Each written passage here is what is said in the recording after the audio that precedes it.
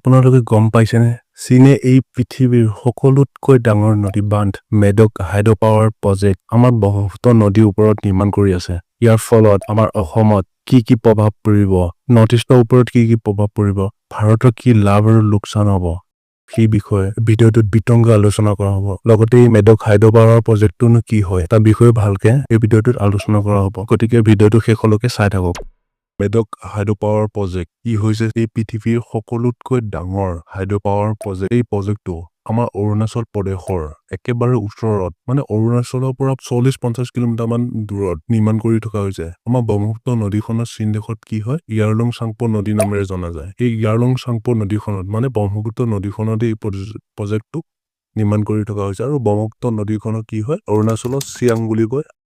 $170 billion এই প্ৰকল্পই বছৰে 300 বিলিয়ন কিলোৱাট ঘণ্টা বিদ্যুৎ উৎপাদন কৰিব। শ্ৰীগজ ডেমতকৈ এই হাইড্ৰ পাৱাৰ প্ৰজেক্টটো 3 গুণ ডাঙৰ হ'ব।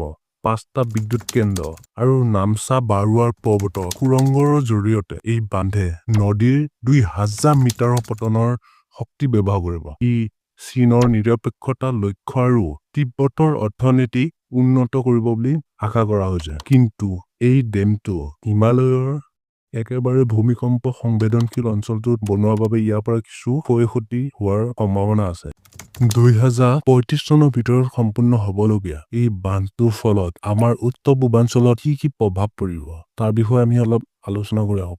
ফাৰ্ষ্ট আমি চাব পাৰোঁ, চীনে যেতিয়া এই বান্ধটো নিৰ্মাণ কৰিব তাৰ ফলত কি হয়, ব্ৰহ্মপুত্ৰ পানীয়ে হ্ৰাস পাব, যাৰ ফলত অসমৰ কৃষি আৰু মীন পালনৰ ক্ষেত্ৰত বহুতো অসুবিধাৰ সন্মুখীন হোৱা দেখা যাব। কাৰণ ব্ৰহ্মপুত্ৰ হৈছে অসমৰ মেৰুদণ্ড আৰু ব্ৰহ্মপুত্ৰৰ ওপৰত নিৰ্ভৰ কৰি অসমৰ বেছিভাগ মানুহ জীৱন যাপন কৰি আছে। ছেকেণ্ড কথাটো মন কৰিব পাৰোঁ, যদি চীনে ডেমটো বনায়, কাৰণ চীন আৰু ভাৰতৰ মাজত এতিয়ালৈ আন্তৰ্জাতিক ৱাটাৰ ট্ৰিটি স্বাক্ষৰিত নাই আৰু চীন আৰু ভাৰতৰ মাজত মাজে মাজে সংঘৰ্ষ হৈ থকা দেখাই পোৱা যায়। গতিকে চীনে ইমান ডাঙৰ এটা ডেম বনাইছে, সেই ডেমৰ পানীখিনি যদি ভাৰতক কোনো খবৰ নিদিয়াকে এৰি দিয়ে, তেতিয়া গোটেই নৰ্থ ইষ্ট পানীৰ তলত ডুব যাব।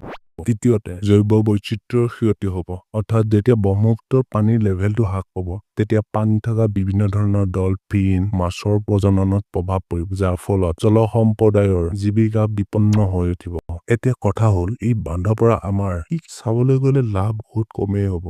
কিন্তু ভাৰতে চীনৰ এই পদক্ষেপক প্ৰতিৰোধ কৰিবলৈ হ'লে অৰুণাচলৰ চিয়াং প্ৰকল্পৰ দৰে নিজৰ জলবিদ্যুৎ প্ৰকল্প গঢ়ি তুলিব লাগিব। ইয়াৰ ফলত বিদ্যুতৰ যোগান বাঢ়িব, চাকৰিৰ সুযোগ সৃষ্টি হ'ব। কিন্তু লাভ লোকচানৰ যদি কথা চিন্তা কৰোঁ, পানীৰ অভাৱৰ ফলত আমাৰ কৃষি আৰু মীন পালন ধ্বংস হ'ব পাৰে। যদি বানপানী হয়, ঘৰ-বাৰী ধ্বংস হ'ব পাৰে আৰু লগতে ভাৰত আৰু চীনৰ মাজত ভূ ৰাজনৈতিক উত্তেজনা বাঢ়ি যাব। ভাৰতে এই পৰিস্থিতি মোকাবিলা কৰিব পৰা নিজকে কেনেকে সাজু কৰি, সেইটোহে এটা ডাঙৰ প্ৰশ্ন। মোৰ মতে ভাৰতে ফাৰ্ষ্ট নিজৰ বিদ্যুৎ প্ৰকল্পৰ জৰিয়তে পানী আৰু বিদ্যুতৰ নিয়ন্ত্ৰণ শক্তিশালী কৰিব লাগিব। ছেকেণ্ড কথা, চীনৰ সৈতে কূটনৈতিক আলোচনাৰ জৰিয়তে পানীৰ তথ্য ভাগ বতৰা চুক্তি শক্তিশালী কৰিব লাগিব। থাৰ্ড কথা, ব্ৰহ্মপুত্ৰৰ জৈৱ বৈচিত্ৰ্য সুৰক্ষাৰ বাবে ভাৰত চৰকাৰে পৰিৱেশ সংস্থাৰ কিছুমানৰ সৈতে সহযোগিতা কৰিব লাগিব।